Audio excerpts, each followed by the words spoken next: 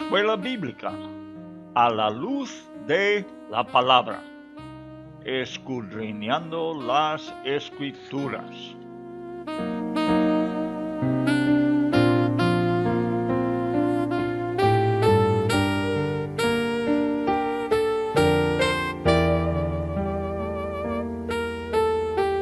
Luz a las Naciones, canal cristiano de comunicación, presenta A la luz de la palabra, un estudio expositivo de la palabra de Dios, una presentación minuciosa de toda la Escritura, porque es inspirada por Dios y útil para enseñar, para redarguir, para corregir, para instruir en justicia, a fin de que el hombre de Dios sea perfecto, enteramente preparado para toda buena obra.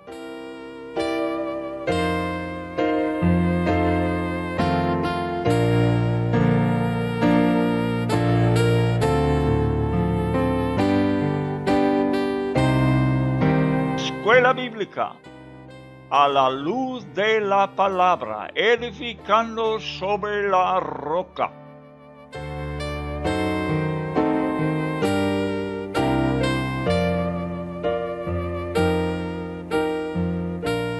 Los libros históricos, el Dios de la historia.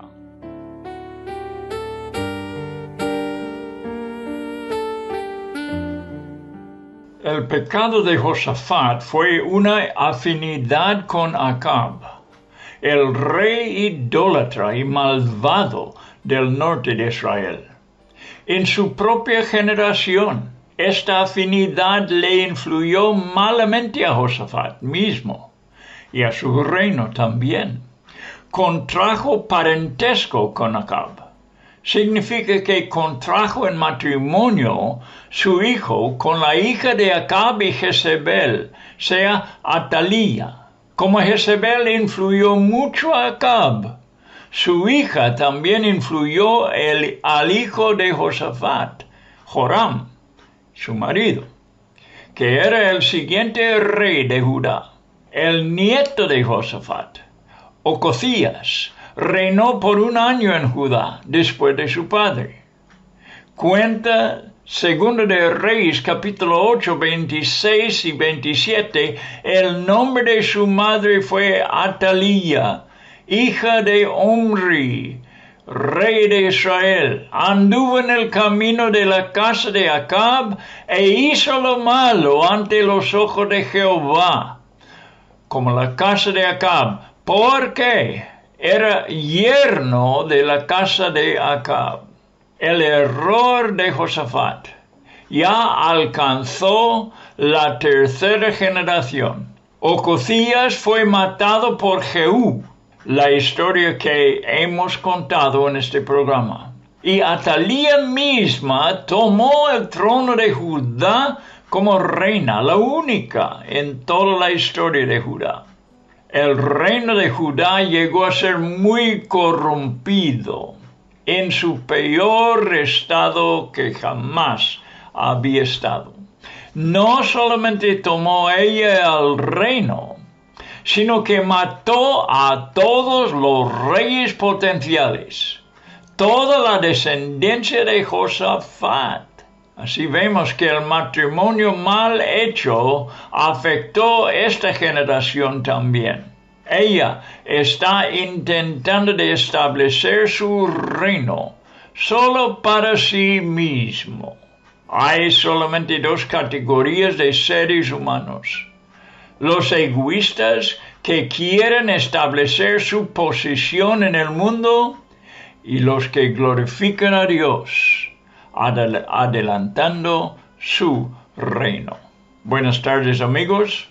Aquí estamos otra vez con la historia de los reyes. Ahora estamos principalmente con los reyes del sur de Judá y vamos a sacar de allí muchos principios espirituales que nos valen hasta la fecha. principios espirituales no mueren. Son válidos para toda la vida. Son principios que Dios ha establecido. Y mientras que estamos en esta historia del reino físico de Judá, también queremos ver lo que significa para nosotros en la iglesia, algo espiritual. Dios es Dios de toda la historia de este planeta. Él está encima sobre todo lo que pasa en esta tierra. Pero además está inmensamente involucrado con la historia de una pequeña tierra en el Medio Oriente. En el Nuevo Testamento, Esteban y Pablo predicaron haciendo referencia a toda la historia. Si quieres ver eso, está en el libro de los Hechos, capítulo 7. Lo de Esteban es de versículo 2 hasta 53.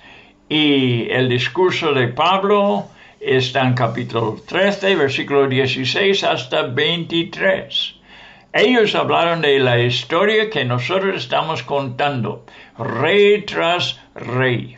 Nosotros estamos estudiando la misma historia, la historia de Dios involucrado con Israel.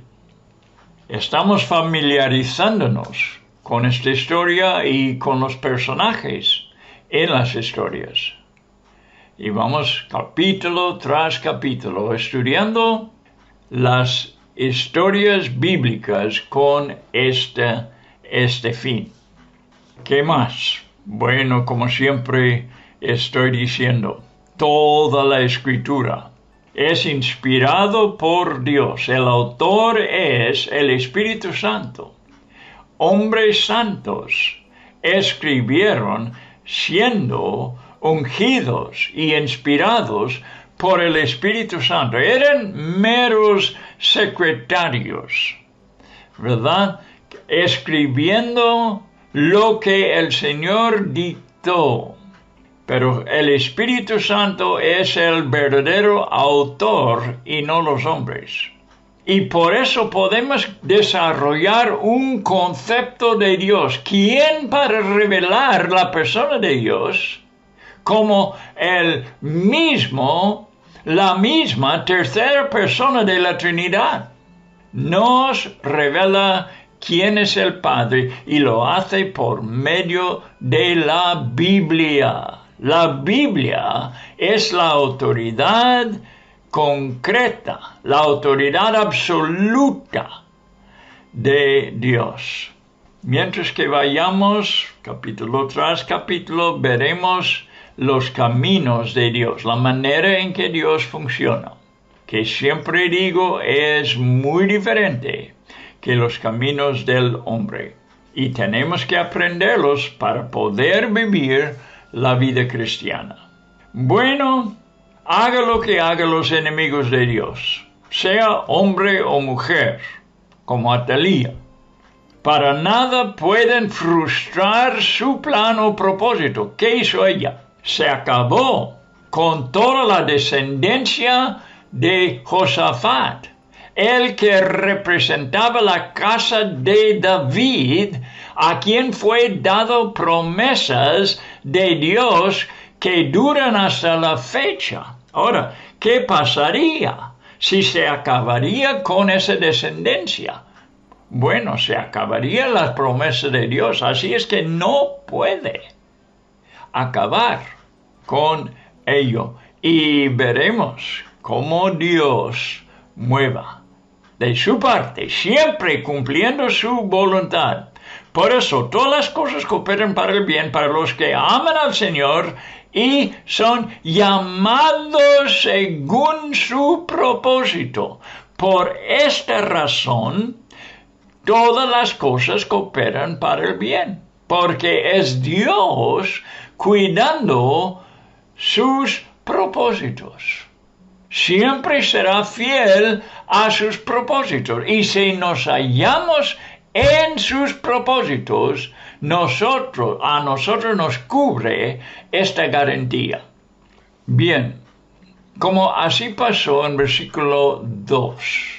¿Dónde estamos? Estamos en capítulo 11 de Segundo de Reyes. Capítulo 11, Segundo de Reyes, y quiero leer los primeros 3 versículos. Dice, cuando Atalía, madre de Ocosías, vio que su hijo era muerto, matado por Jehú, se levantó y destruyó toda la descendencia real.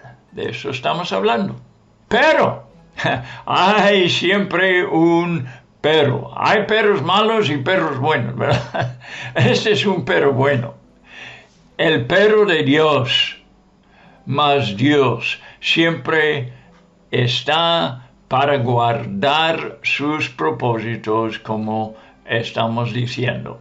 Pero había una chica, una mujer, Josaba, hija del rey Joram, hermana de Ocosías, que apenas fue muerto, que tomó a Joás, hijo de Ocosías. Esto sería un sobrino, y lo sacó furtivamente de entre los hijos del rey, a quienes estaban matando, y lo ocultó de Atalía, a él y a su ama. Quiero hablar de esta ama después. Las escondió en la cámara de dormir, y en esta forma no lo mataron. Y estuvo con ella escondido en la casa de Jehová, fíjate, 6 años. Y Atalía fue reina por estos 6 años sobre el país. Bueno, esta es la palabra de Dios. La historia de Dios todavía guardando, ¿verdad?, sus promesas. Bien, Atalía fue una reina malísima que vino al trono de poder por este compromiso de el rey Josafat. Josafat era buen rey por lo regular, pero hizo ese error como todos los hombres hacen. Somos imperfectos. Que Dios nos tenga misericordia. Necesitamos su gracia, no importa quién seamos, porque nunca podemos nosotros, por nuestras propias fuerzas, por nuestra humanidad, podemos servir perfectamente a Dios. Nos ayuda por su Espíritu Santo y lleva a cabo sus propósitos. Pero haga lo que hagan los enemigos de Dios, nadie puede frustrar su plan o su propósito. Como así pasa en versículo 2, así pasa con toda la historia del hombre. El Dios soberano reina sobre todos los reyes de la tierra y siempre tiene reservadas y preparadas de antemano las personas que llevarán a cabo su voluntad. En este caso, su sierva se llama Josaba, hija del rey Joram, o sea, una nieta de Josafat. Y ella esconde a Joás, hijo de Ocosías, que es su sobrino. Pero ella no solamente está protegiendo un pariente, sino que es celoso por el reino de David ordenado por el Señor. Es tan importante que se lleva a cabo la promesa que Dios hizo a David. ¿Por qué? Porque tiene que ver con el Cristo venidero. Y el propósito seguirá llevándose a cabo hasta el milenio, cuando el Hijo de David, según la carne, se sienta sobre el trono en el templo, un templo, el tercer templo en Jerusalén. Dice el texto aquí, ellos, ¿dónde? Ellos, lo estoy viendo, tomó a Joás y lo ocultó de Atalía, él y a su ama, y estuvo con ella escondida en la casa de Jehová, ya lo hemos visto, mas el 7º año envió Joiada. Aquí vemos que está involucrado en la historia un hombre llamado Joiada, ¿verdad? Y así está colaborando con ella, con Josaba, su marido Joiada, que es un sacerdote. Sí, la hija de un rey se casó con un hijo del sacerdocio. Qué casualidad, esto no es normal. Pero en este caso era necesario. Dios sabía que era necesario para poder llevar a cabo su voluntad. Esconde en una habitación con él su ama, otra sierva del Señor sin saberlo. ¿Verdad? Un carácter que parece no es muy importante en la historia. Pero ella es quien probablemente crió al niño. Y ellos, sea Joiada y ¿cómo se llamaba? Josaba, ¿verdad? Sí, Josaba. Les salvó a los dos la vida. Donde dice la cámara de dormir, literalmente fue un pequeño armario para colchones. Allí estaban escondidos estas dos personas. Pudiéramos comparar el caso del ama, porque esto me interesa. La ama en esta situación, que parece no ser muy importante, pero te digo, ella guardó vivo al futuro rey. Y podemos comparar su caso con lo que es la doctrina de Pablo en Colosenses 3, 3 y 4. Escucha.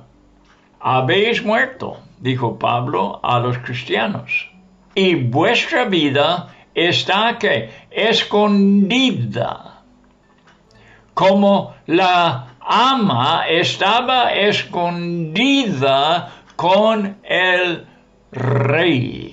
Vuestra vida está escondida con el Rey de Reyes, con Cristo en Dios. Y como Dios está guardando a su Hijo, Él está guardando a nosotros. Como el futuro rey, Joás, fue escondido y protegido, también su ama con Él, porque está con Él.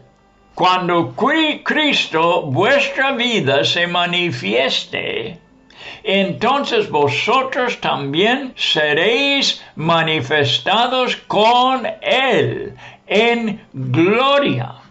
Cuando se descubre el rey al pueblo, ¿verdad? Es cuando también la ama sale de su sitio secreto. Esto es lo que está diciendo Pablo aquí.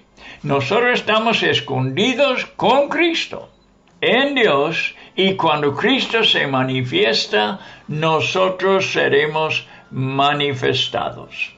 Jesús habló de un tesoro escondido en el campo. ¿Se acuerda la parábola? Y que un hombre lo halló y vende todo lo que tiene para comprar el campo. Y con el campo, el tesoro. Pero él sabe que hay un tesoro en el campo y está dispuesto a comprar todo el campo, porque sabe que allí escondido está un tesoro. El tesoro en este caso es el rey escondido. Pero esta pareja, estoy hablando de el sacerdote y la hija del rey y su esposa. Esta pareja está informada de los caminos de Dios y sus promesas al rey David. Dios les va a usar grandemente a cumplir sus propósitos que tienen que ver con el rey David. Así que su ama fue usada de Dios para guardar el nene, siendo totalmente él indefenso, un nene pues, en sus primeros meses, probablemente, sin saber qué importante era su parte. Y están Joiada y Josaba para seguir guardándole 6 años más en el templo y para instruirle en los caminos de Dios. Ella no sabe qué importante era su parte probablemente, pero tomaba un gran papel en esta historia. Y nosotros lo estamos viendo. Su papel más importante está justo delante para Joiada y Josaba. La ama que me interesa mucho en este caso es como muchos cristianos escondidos hoy en lugares secretos, ¿verdad? Que parece que no tienen importancia, pero un día delante de el tribunal de Cristo serán revelados, serán descubiertos y veremos que personas, por ejemplo mujeres que se esconden en su cámara para orar y buscar a Dios y nadie lo sabe, en ese día serán honradas y su galardón será más, lo digo con seguridad, su galardón será más que los hombres importantes que han estado delante de la gente, porque estos son los que tienen contacto con el cielo. Vamos a seguir adelante, ya llegamos al versículo 4 y seguiremos hasta 21, que es donde termina este capítulo. Voy contando. También la porción paralelo se encuentra en 2 de Crónicas, capítulo 23. Puedes tú leer los 2 capítulos. Capítulo 11 de 2 de Reyes y 2 de Crónicas, capítulo 23. Se trata de este niño rey, Joás, de Judá, y Joiada el sacerdote, que al final veremos fue sepultado entre los reyes, porque en verdad él estaba influyendo el rey como un consejero adulto a este niño. Así que ejercitando la parte de un rey, de un gobernante, aunque no fue rey, pero el pueblo lo honraba como si fuera un rey. Atalía sigue siendo reina durante estos 6 años. Y la Biblia ignora su reinado, no nos habla nada de lo que hacía. Pero podemos ver por las reparaciones que hizo Joás después, que ella descuidó por completo el templo. Joiada fue el sumo sacerdote, y así tenía influencia entre las diferentes ramas del ejército de Judá. Llegó a un acuerdo con los oficiales más importantes y les mostró el pequeño Joás, el único heredero vivo del trono de David. Dios, te recuerdo, siempre tiene alguien con que puede llevar a cabo sus propósitos. En 2 de Crónicas 23, versículo 1, nombra estos oficiales. Ellos van en nombre de Joiada, juntando a los levitas y los príncipes de cada tribu de toda Judá, en Jerusalén. Toda la asamblea llegó a un acuerdo de juramento con el rey en la casa de Dios. Esto fue el acuerdo. He aquí, el hijo del rey, el cual reinará, como Jehová ha dicho, respecto a los hijos de David. Les mostró el hijo. Esto es lo que habéis de hacer, dice. Entonces les dio órdenes. En el libro de Segundo de Reyes 11 y Segundo de Crónicas 23 nos habla de los órdenes dados a la guardia real, a los levitas y a los príncipes de las tribus. Resulta que los órdenes aseguraban todas las puertas del templo, donde estaba el rey, ahora escondido. Entró una parte desarmada al templo, para que nadie sospechara de la revolución que estaba aconteciendo adentro. Fue armada adentro por cosas que David había dejado allí. Bien. Y el sacerdote dio a los jefes, versículo 10, dio a los jefes de centenas las lanzas y los escudos que habían sido del rey David, que estaban en la casa de Jehová, así que desde adentro del templo, así escondido, que nadie se diera cuenta afuera. ¿Por qué? Porque reinaba Atalía. Y no se dio cuenta lo que estaba pasando adentro del templo. Ellos entraron en el templo desarmado, pero los armaba con las cosas que había dejado David ahí. Guardaban al rey, rodeándole, acompañándole en todos sus movimientos. 6 años. Todas estas personas, o no sé si ellos estaban adentro guardándolo, pero ya al final de ese tiempo, no sé exactamente, pero al final ellos le están guardando en todos sus movimientos. Todas estas personas quedaban desilusionadas con el reinado de Atalía y alegremente cooperaban con el plan de Joiada. Puedes imaginar qué alegres se hicieron al ver que todavía vivía un heredero al trono de David. Pensaba todo el mundo que se acabó por completo. Pero cuando llegamos a una desilusión así, hermanos míos, debemos tomar en cuenta las promesas de Dios, que no puede ser. Los propósitos de Dios no se acaban. No importa la situación, no importa lo que aparece en lo exterior, Dios tiene a alguien.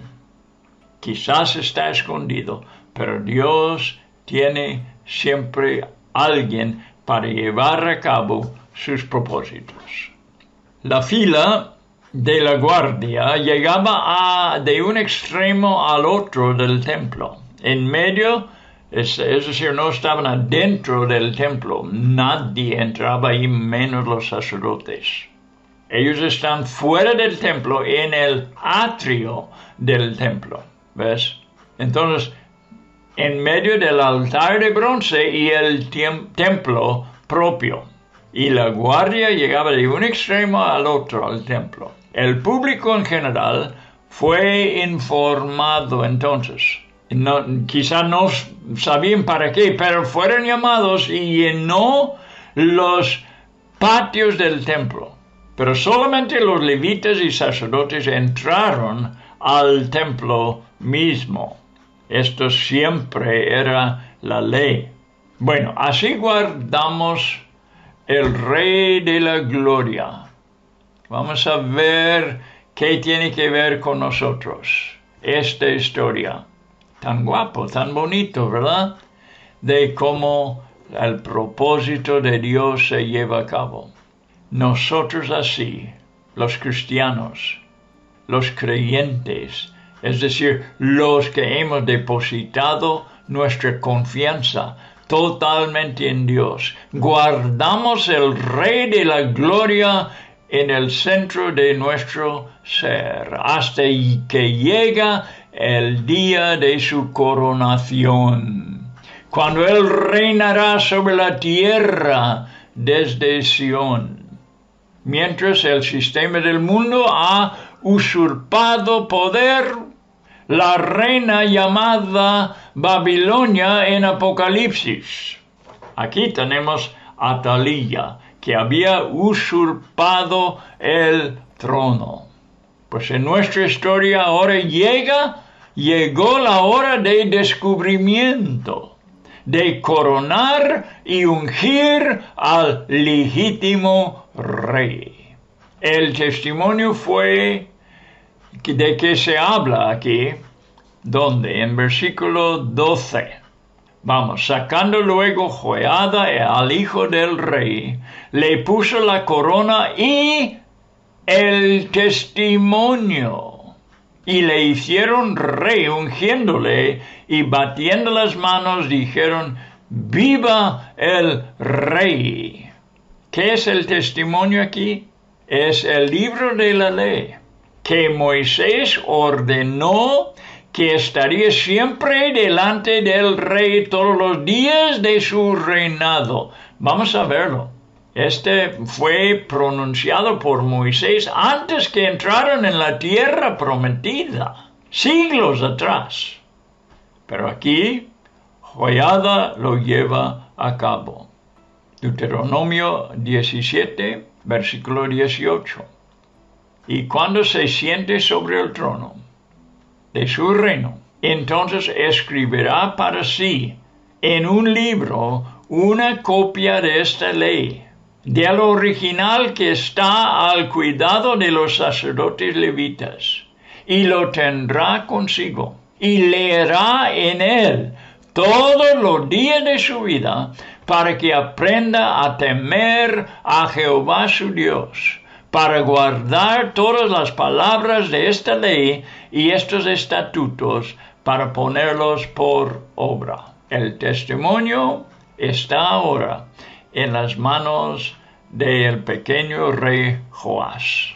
Así el rey, aunque sea niño, es ungido con el aceite divino y la palabra de Dios, el Espíritu y la verdad.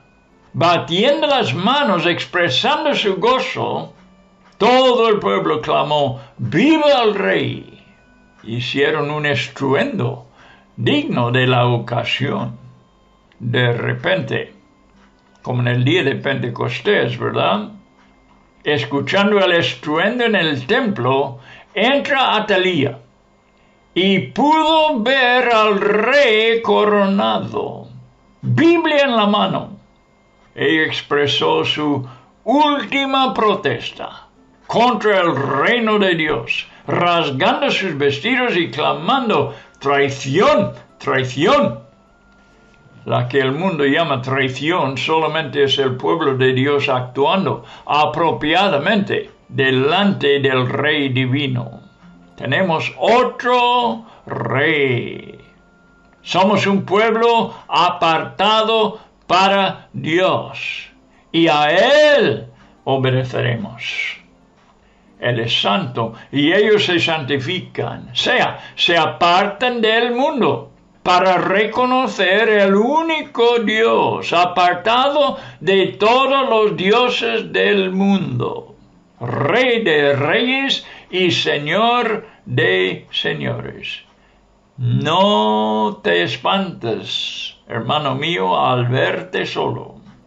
Los de la iglesia están en este mundo, pero no son de este mundo. Si te acusan, yo he visto a mis hermanos muy sencillos, ser acusados, juzgados, criticados y amenazados, porque no cooperan con la maldad que está haciendo el pueblo, porque la misma cosa pasa en el día de hoy. Somos apartados. Tenemos que servir a Dios, no importa lo que el sistema de este mundo demanda de nosotros. Debemos ser obedientes, aunque es del mundo, debemos ser obedientes a las autoridades, a menos que la autoridad va contra lo que Dios manda. Entonces tenemos que decir no, somos de Dios y a Él obedeceremos. Los discípulos hicieron igual. Vosotros juzgáis, dijeron, si debemos obedecer a Dios o a vosotros. Dios es santo y Él es apartado de todos los dioses del mundo. Joiada mandó a los jefes del ejército sacarla, sea a Atalía, del templo para no corrompir el templo, y la mataron con cualquier seguidor que estaría tras ella. Entonces Joiada dirigió al pueblo y el nuevo rey en un pacto con Dios que ellos de aquí en adelante serían su pueblo.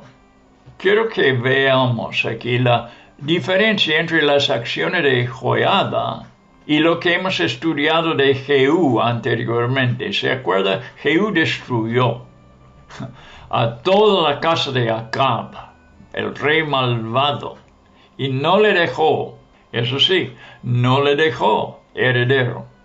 Jehú solamente destruyó, pero Joiada hace cosas concretas, de una forma positiva, estableciendo el pueblo con su Dios. Puso el testimonio de Dios en las manos del rey, y en este sacerdote tenemos un ejemplo de lo que dijo Jesús. El reino de los cielos sufre violencia, dijo Jesús, y los violentos lo arrebatan. Mateo 11:12. ¿Has quedado un poco perplejo por lo que quería decir? Bueno, aquí tenemos un ejemplo en lo físico. Nosotros no estamos en lo físico, estamos en lo espiritual. Él lo hace físicamente, pero en el Nuevo Testamento tenemos una guerra espiritual. No lo dudes, hermano, y no lo olvides. Destruyeron el templo de Baal enteramente. Eso se llama arrepentimiento. Mataron el sacerdote de Baal en su propio templo. Renovaron el orden en el templo de Dios e hicieron una procesión desde el templo hasta el palacio, y allí el rey se sentó sobre su trono. Ahora se establece otra vez el propósito de Dios en Jerusalén. Hubo regocijo y reposo, no solamente por restaurar el reino de Dios, sino también por destruir la obra de Satanás que había metido entre su pueblo. Tenemos que hacerlo. Así, teniendo solamente 7 años, reina Joás, y esta historia he contado desde el capítulo 11 de Segundo de Reyes, donde ahora vamos a volver al capítulo 12. Joás tuvo un largo reino de 40 años, aunque recuerda que él solamente tenía 7 años al empezar, así que murió a la edad de 47 años. Fue cortada su vida por una razón que vamos a aprender después. Menciona a su madre, pero no sabemos nada de ella. Jehú todavía era rey de la división norteña del país. No se olvida todavía de Jehú. Lo bueno que hizo Joás en su reino y en su vida fue directamente relacionado con la influencia del buen sacerdote Joiada. ¿Podemos nombrar esta característica? Pregunto. Una justicia de segunda mano. Yo creo que así tenemos que decir. Alguien ha dicho, Dios no tiene nietos, solo hijos. Joás fue influido por el sacerdote. Pero esto no es suficiente. Este ejemplo nos va a enseñar que esta no puede ser. Cada quien tiene que tener su propia relación con el Señor. Estamos aprendiendo los caminos de Dios. Nadie entra en el cielo por la justicia de sus padres, de su pastor, de sus ancianos, o en este caso, su sacerdote. Leemos algo aquí que se repite más que una vez sobre los reyes que hicieron bien. Versículo 3. Con todo esto los lugares altos no se quitaron, porque el pueblo aún sacrificaba y quemaba incienso en los lugares altos. Esto no quiere decir necesariamente que eran idólatras. Quizás lo hacían para el Señor. Entonces, ¿qué problema hay? Pues porque ahora solamente hay un lugar donde debían hacer la obra de Dios, donde debían llevar a cabo los sacrificios, y esto era en el templo en Jerusalén. Reyes que quisieron eliminar la idolatría o bien solamente la adoración a Dios que hicieron en lugares fuera de Jerusalén, era ilegal. Lo hallaron difícil quitar los lugares altos, que eran tan arraigados en la cultura de Israel. Esta práctica empezó antes que Dios indicó que todo el servicio a Él debe practicarse en Jerusalén, en el templo. Antes que Salomón construyó el templo, Él mismo sacrificó en un lugar alto. Como era la costumbre, desde Israel entró en la tierra prometida. Pocos reyes quisieron desafiar la práctica y Joás no fue uno de ellos. Él tampoco quiso tocar esos lugares altos. Ya te digo, era la cultura de Israel. La cultura no siempre es buena. No podemos siempre actuar de acuerdo con las culturas de las personas. Bien, en versículo 4 vemos que Joás empezó una reparación del templo. Abandonado por Joram, su abuelo, Ozoquías su padre y Atalía su abuela. No solamente lo descuidaban, sino en 2 de Crónicas nos dice que la impía Atalía y sus hijos habían destruido la casa de Dios. Los templos hechos de manos de hombres se corrompen y por eso Dios no habita en tales edificios. Un principio espiritual que no cambia. No lo hizo entonces, no lo hace ahora. Salomón lo reconoció. Sabía que el templo que él edificó fue para la oración de la gente. Dios no habita en templos hechos de manos. Templos son para seres humanos, no para Dios, que no tiene necesidad de tales cosas. En el cielo donde, dice en Mateo 6:20, ni la polilla ni el orín corrompen, y donde ladrones no minan ni hurtan. Jesús nos enseñó, es sabio hacer nuestros tesoros. ¿Dónde debemos hacer nuestros tesoros? Y menos Dios tendrán sus tesoros en la tierra. Dios no manda ni busca una casa en el mundo perecedero. De todos modos, el templo en Jerusalén representaba el lugar correcto de servir y sacrificar a Dios, contrastado con la idolatría, en que fue tan fácil al pueblo entrar. Joás hizo bien al concentrar en su reparación. El dinero venía de cada uno, según estipulaba Moisés. En Éxodo 30 fue hecho esta ley otra vez, muchos siglos antes. Éxodo capítulo 30, voy a marcarlo para que lo sepas. Versículo 13. Dijo Moisés, esto dará todo aquel que sea contado medio ciclo, conforme al ciclo del santuario.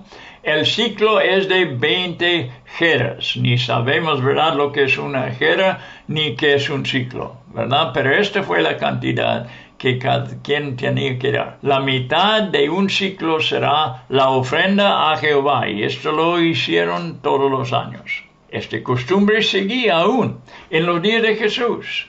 Y de este asunto vino el milagro del dinero en la boca de un pez. Cuando Pedro fue al Señor, Mateo 17, versículo 27, vamos a verlo rápidamente.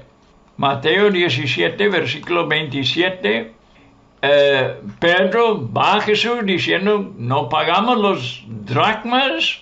En aquel entonces era dinero griego. Y Pedro dice que sí, su maestro paga. Al entrar él en casa, Jesús le habló primero, porque sabía lo que había estado conversando con las personas. ¿Qué te parece, Simón, los reyes de la tierra, de quienes cobran los tributos o los impuestos? ¿De sus hijos o de los extraños? Pedro le respondió, de los extraños. Jesús le dijo, luego los hijos están exentos. Sin embargo, para no ofenderles, ve al mar y echa el anzuelo, y el primer pez que sacas, tómalo, y al abrirle la boca hallarás un estatero. Tómalo y dáselo para mí y por ti. Por mí y por ti. Bueno, tenía que ver con esa ordenanza de Moisés que el Señor está cumpliendo con, aunque él dice los hijos no pagan. Bueno, todo esto que tenía que ver con el templo tenía que ver con Dios, y eran los seres humanos, ¿verdad?, que tenían que pagar cada año. Jesús representaba el que edificó la casa. Él no tiene que pagar nada, pero lo hace para no ofender. También pagaban devotos al Señor. En el mismo, y no vamos a leer esto, pero está en Levítico 27, versículos 2 y 8. Los que hicieron votos tenían que pagar. Y también eran ofrendas voluntarias para reparar el templo. Entonces, los sacerdotes debieron recibir el dinero y empezar a reparar las grietas del templo. Más que la mitad del tiempo en que reinó Josías, el año 23 de los 40 años, no lo habían reparado. El rey reprendió a su protector, Joiada, entre los sacerdotes, y pedirles cuenta por tener el dinero y no haber hecho nada.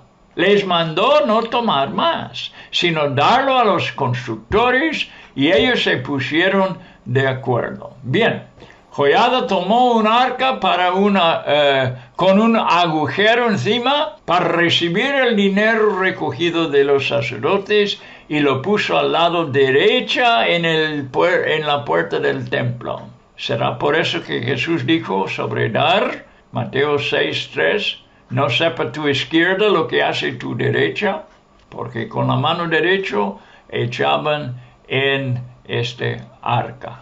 Contaba el dinero y lo distribuyeron a los carpinteros, otros maestros de la construcción, los albañiles y los canteros. También compraron los materiales y otros gastos. El dinero fue estrictamente para la reparación y no para el adorno, hasta que habían pagado todos los gastos de reparación. Nos dice en 2 de Crónicas 24, versículo 14. La fidelidad de los trabajadores es para admirar. Ellos no tenían que dar cuentas sobre el uso del dinero porque eran fieles. Qué bueno que es así entre los cristianos, porque así debe ser en todo caso. Si en el mundo torcido y engañoso tenemos que velar sobre todos los asuntos, cuando menos en la iglesia debemos ser aliviados de esta responsabilidad. Al hacer este esfuerzo especial, no quitaron nada del sueldo para los sacerdotes, seguían siendo pagados. También tenemos que admirar la generosidad del pueblo en general. Eran muy dispuestos en cooperar con las cosas de Dios. Solamente una pregunta tendré. Si eran tan dispuestos en los asuntos espirituales y celestiales. Hay que pensar esto y este pensamiento os dejo. Somos muy fieles en las cosas materiales del Señor. Sí, tiene que ver con el reino de Dios. Pero estamos igual de dispuestos o más a hacer los asuntos celestiales, espirituales. Te dejo esta pregunta. Y amigos, hermanos, ya vamos terminando el programa. Y estamos viendo tantas cosas, ¿no es así? Que aclara lo que leemos en el Nuevo Testamento. Hemos hablado, por ejemplo, en este programa, que no sepa tu izquierda lo que hace tu derecha. Y hemos hablado de sufrir violencia el reino. Y vemos casos aquí en el Antiguo Testamento que nos ayuda a entender estos asuntos, estos caminos de Dios, estos principios espirituales que son para nosotros. Y hermano mío, yo pido que tú y yo seamos fieles en las cosas espirituales. Más aún, aunque debemos ser fieles y derechos en toda nuestra manera de andar, aún con el dinero, mucho más debemos ser responsables en las cosas espirituales y llevarlos a cabo. La bendición de Dios será para el cristiano que es fiel al Señor en todo su caminar. Que Dios te bendiga a ti, hermano mío, y a todos los hermanos que nos están escuchando. Este programa, que nosotros podamos andar en estos días como es digno del Señor, porque son días muy especiales. Y Dios está haciendo y sigue haciendo su obra y lo va a llevar a cabo. Ahora nos toca a nosotros estar con Él en esta obra como la ama de que hemos hablado y como el sacerdote y su esposa. Queremos ser como ellos. Hasta la próxima vez.